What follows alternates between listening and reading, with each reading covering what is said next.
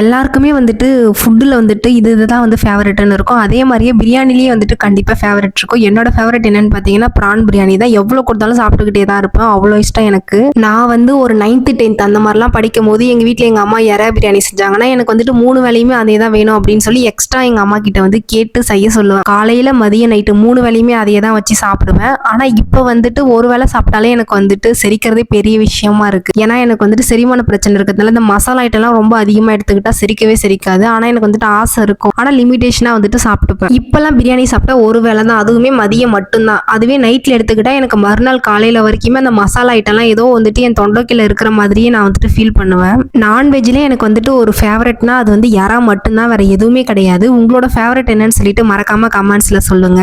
நடுவில் அடிக்கடி வந்துட்டு யாரா வாங்கியிருக்கோம். ஆனால் வந்து பிரியாணி பண்ணவே இல்லை. ஃபுல்லாகவே வந்துட்டு கிரேவி அப்படி இல்லைன்னா குழம்பு அந்த மாதிரி தான் வந்துட்டு வச்சு சாப்பிடுவோம். இன்னைக்கு ரொம்ப நாளுக்கு அப்புறம் தான், ரொம்ப நாள் இல்லை ரொம்ப மாசனே சொல்லலாம், ரொம்ப மாசத்துக்கு அப்புறம் வந்து எறா பிரியாணி வந்துட்டு இன்னைக்கு தான் சாப்பிட போகிறேன். எப்படா இது வேகும், எப்படா விசில் சத்தம் போகும் அப்படின்ற மாதிரி தான் காத்து காத்து கிடந்து ஒரு வழியாக விசில் சவுண்ட் எல்லாம் போய் அடங்கிருச்சு. இப்போ சூப்பரான எறா பிரியாணி சாப்பிட போகிறேன். பாய்.